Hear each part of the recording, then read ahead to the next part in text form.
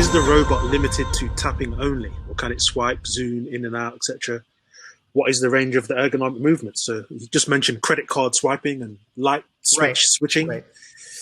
Right. So yes and no. I'm often sometimes I've been we were accused of this on the Selenium project. Simon uses this phrase, complaint-driven development. We'll do stuff when people complain about it. Like, oh, you want that thing? Okay, fine.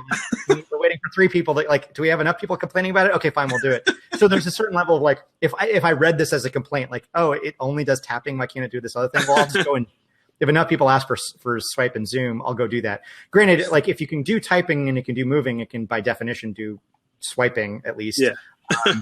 The zooming in, the pinch and zoom, this becomes this. I've experimented with this in the sense of like you can have 2 1-finger robot hands or 1 arm with two fingers on it, whatever. I've solved it by if I had 1 robot and then I had another robot, I can do pinch and zoom, but it's like 2 1-finger robots.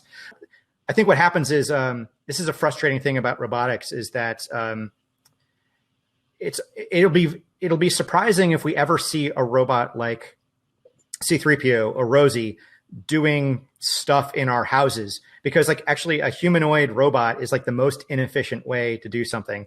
In the sense of like we're over engineered for lots of problems, right? Like you could hire a human, hit the power button, but look at all of your wasted joints and how much energy is required to just have someone dedicated to hitting the power button versus a really small mechanism that just sits right next to it and hits it. Whatever.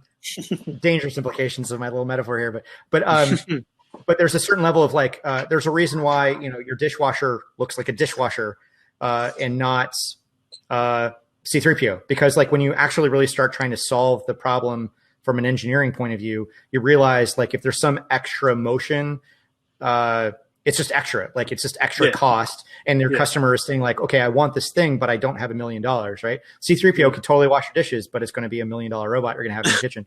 And so there's always this kind of pull towards being more efficient. So you like the industry, there are like 6-axis, 7-axis robots, but for a lot of things like hitting a button on a phone, you don't need a $50,000 7-axis robot to do it because it's literally just one little motion.